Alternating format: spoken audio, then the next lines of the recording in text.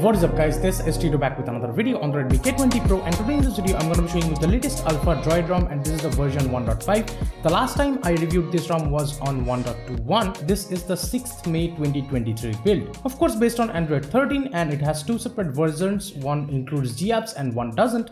And as usual, I have flashed the GApps included variant. And if you don't know how to flash this ROM, you can check out the flashing guide from the description. Here are some device specific changes for this ROM's changelog. And these are the source side changes. I'll show you everything about this ROM, but first let me show you the about section. This is how it looks like. We have the Alpha logo right there on the top, looks so dope. And we have the Android version as Android 13. The security patch here is latest of May 5th, 2023 right now. There is next status showing as enforcing AlphaDroid version as 1.5, and again 6th May 2023 build, and the device specific things. And there is the Bullx kernel 4.14 as the stock kernel here. In the system settings, let me show you, we also have a system updater. Here it shows AlphaDroid in bold font, and the version is mentioned as 1.5 of course. In the gesture settings, we have the quick loop in camera and stuff. Then we have the system navigation gestures. In the settings, we have the navigation hint, the pill length and radius customization, back gesture height and the back gesture animation, back gesture haptic. Everything is present. Swipe to invoke assistant is also working fine. There is the left edge, right edge customization if you need that. And there is also the 3-button navigation. One-handed mode also works perfectly fine. Then we have the double tap to check phone, the long press on fingerprint sensor to unlock, and you can actually turn it on or off. I think this is the screen off FOD, and we have the power menu access or digital assistant if you want to change it for the power menu. In the pop-up camera settings, we have the camera LED and the front camera raise dialog. Then we have the pop-up camera sound effects. Also, we have a camera calibration option for the motorized front camera. Now let's talk about the stock launcher. Well, this is the launcher. This is how it looks, and the wallpapers that you are getting by default, we have this abstract options, and there are a plethora of options. And I like the fact that when you click on one wallpaper, it actually increases the brightness of the screen to actually give you the full effect of the wallpaper. And here we have this alpha kind of wallpapers. These are the AlphaDroid wallpapers. You can use them if you want. Wallpaper colors, up to 16 colors are present. We have the dark theme, the themed icons. In the app grid, we have up to 6x10. And we have the icon changing option. You can of course change it to other options, but I have been using it with the rounded. And there is also the fonts option. Plethora of fonts are here. I'll show you the customization settings later on, but there is also the shapes, and interestingly there is this meow kind of shape and stuff, and all these icon shapes, if you want to choose them, you definitely can. In case you are wondering what launcher is this, well, this is the Alpha launcher, and here we have a background kind of glow if you're noticing over here. So this definitely looks cool, and we also have multiple different options in the recents panel. I have enabled all of these.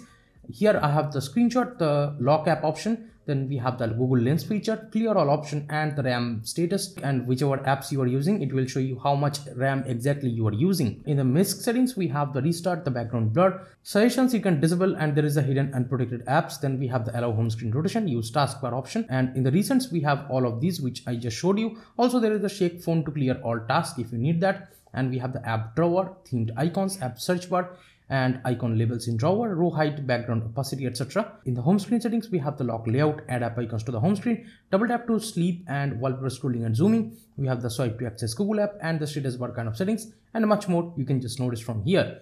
We also have the icon pack changing option right here, notification dots, and the icon size and font size, etc. you can customize from right here. Now in the home screen as well, it shows up the date and the weather and stuff if you need that. Also it shows up the random notifications whichever you have.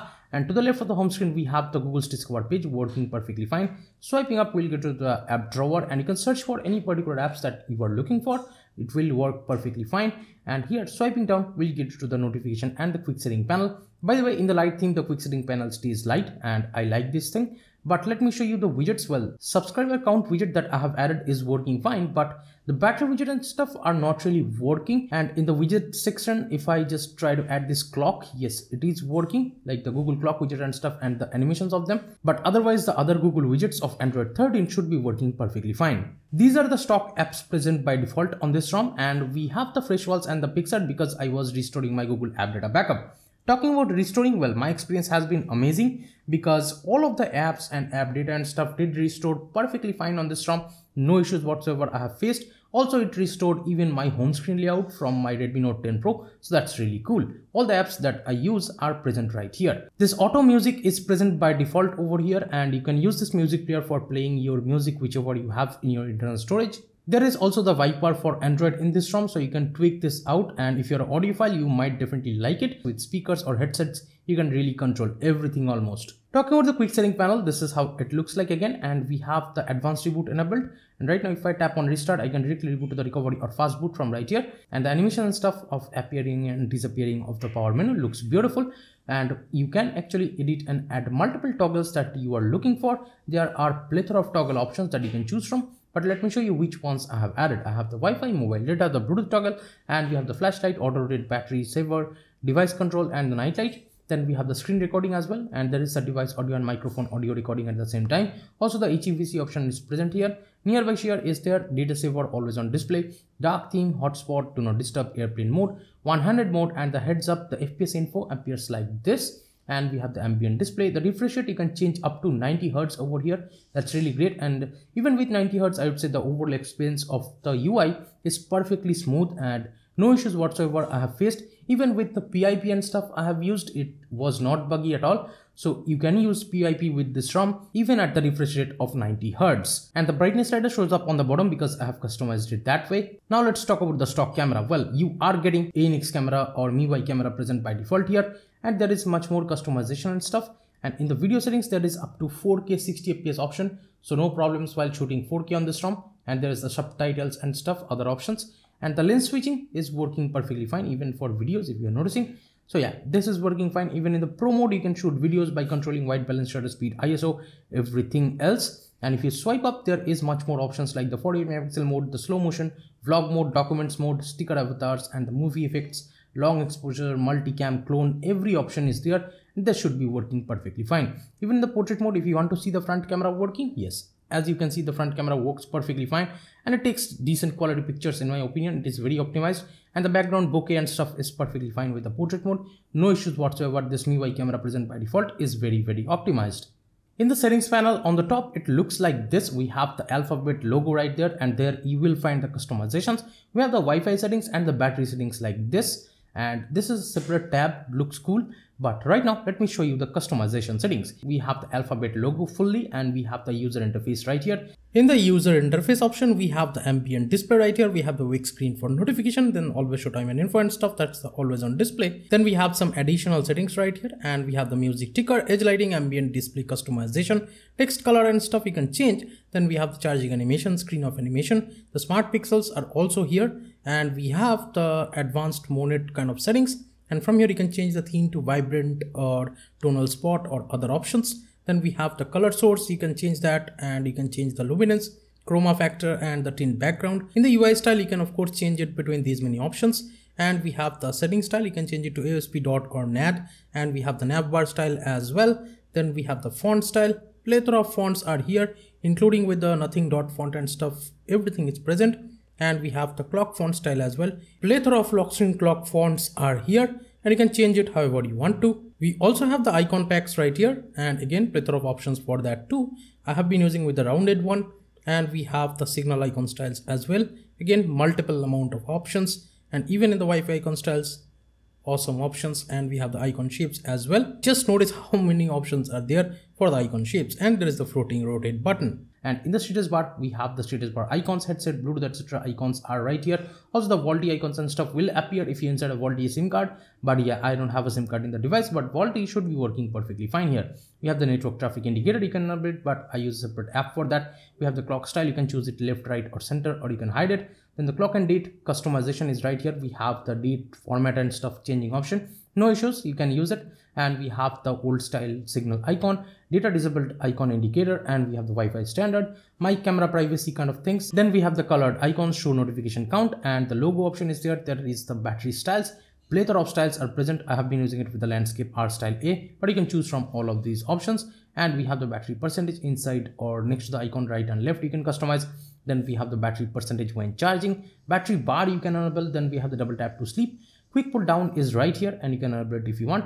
Top padding, the left padding, right padding. So I just changed the top padding value to 10. And as you can see right now, as I have a tempered glass, it looks much more beautiful over here. It's not that much cutting out from the top. And we have the quick setting customization. We have the brightness slider position. You can have it on show always, and to the bottom we have the auto brightness icon, and the quick setting style you can change between these many options. But yeah, the thin line and stuff should be working great. It looks beautiful with this. I'll just keep it with this, but yeah, you can change it between these many options. We have the background transparency, quick setting header image. You can actually change, and yeah, we have the show squiggle animation. We have the label text size. We have the column and the landscape kind of columns over here. Customization for the quick settings, and we have the animation styles as well.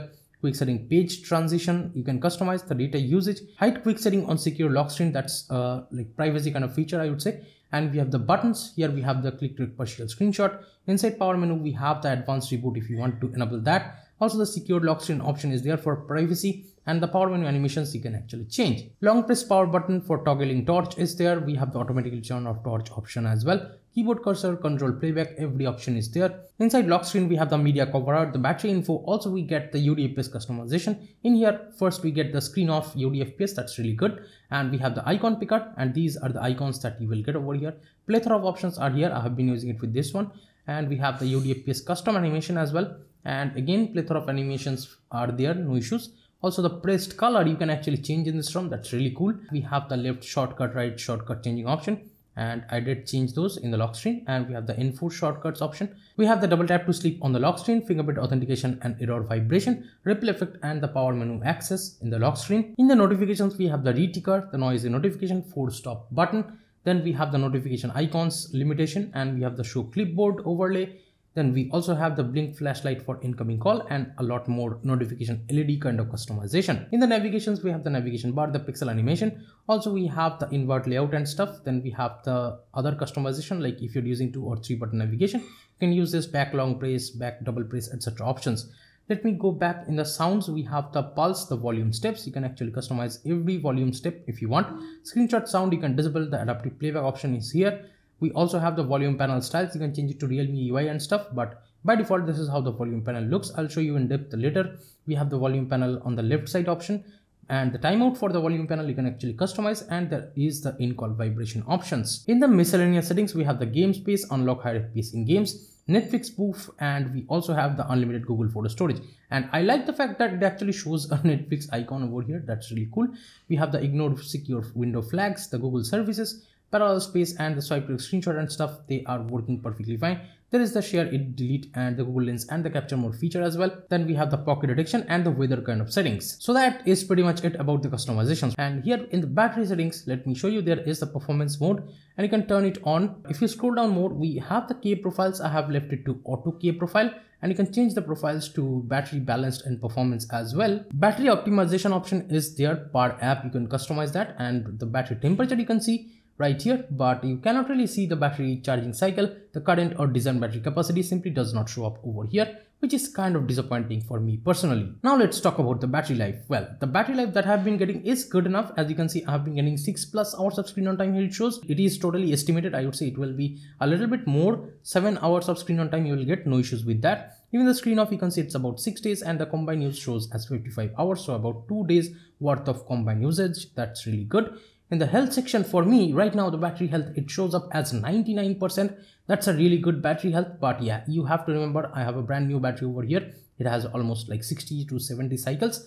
So yeah, pretty new battery. So you will get like really good battery life if you have a brand new battery. And the fast charging and stuff should be working perfectly fine. No need to worry about that here. Now in the display settings, we have the brightness level, adaptive brightness, and you can actually turn it on. And we have the lock screen settings. We have the skip lock screen, and for face unlock we have when swiping up on lock screen. If you scroll down more, we have the show device control from lock device for the Google Home controls. And there is the ambient display, but this pickup I have enabled it. It's not working for me. I don't know what I have to do, but yeah, that is how it is. We have the screen timeout up to 30 minutes, and we have the screen attention as well. Then there is a dark theme, and there is a pitch black or pure black option. You can enable it if you want. Then we have the display size and text. You can actually customize that. We have the night light. You can schedule it and change the intensity if you want. Then we have the live display option. There is the outdoor bright sun mode if you want to enable that. There is the anti-flicker reading mode and the color calibration of the screen. You can definitely do them if you want. And we have the rotation settings up to 180 degree and stuff is still there. And the minimum refresh rate you can change, and this is the minimum it will get. So 90 Hz, if you set it, it will be always at 90 Hz the display. And we have the prevent accidental wake up, double tap to sleep. and the wake up on plug.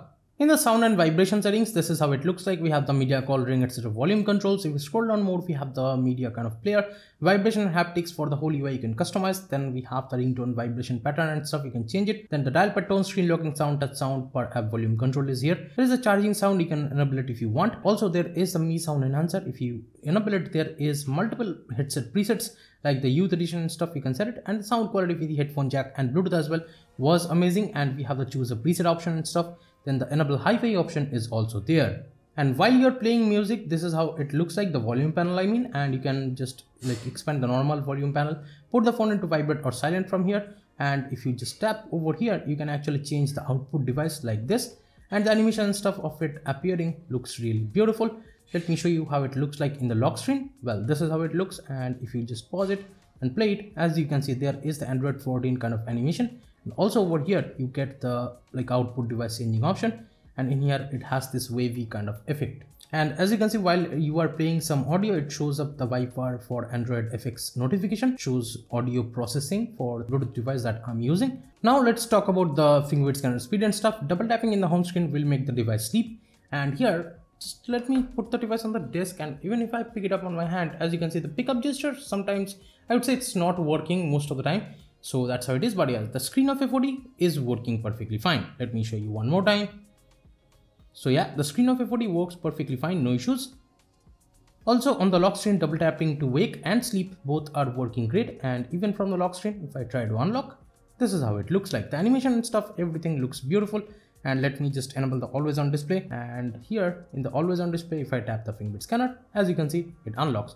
So fingerprint scanner speed, it's pretty fast, no issues. And in the lock screen, if you want to see the shortcuts working, yes, they are working perfectly fine. You don't need to actually tap and hold, you just tap it and it works. Now talking about the face unlock speed, yes, it is taking a little bit time because it's a motorized front camera, but yeah, as you can see, it is actually working fine with the face unlock. And even if you are wondering about the AppLock, yes, that too is working fine. As you can see, the AppLock window looks like this. And if I tap the fingerprint scanner, the app unlocks and goes wherever I left it. Talking about basic things, yes, it passes the Safetynet test right out of the box, so banking apps will not be a problem over here. And the DRM-Info stays as L1 here, so you can stream Netflix or Amazon Prime videos in 1080p. And if you enable the Google Photos unlimited backup, yes, it does back up the photos with the like pixel kind of unlimited backup. So overall, if you ask me personally, what do I think about this ROM? Well, it has the 90 FPS working perfectly fine, no PIP issues. One of the most stable ROMs I have seen. With the like customization that it has, it will be plenty for a lot of people. Overall, the stability of this ROM is amazing. And even with 90 Hz, the scrolling and stuff on Twitter, as you can see, it's perfectly smooth. No issues whatsoever that you will face. No stutters or glitches at all.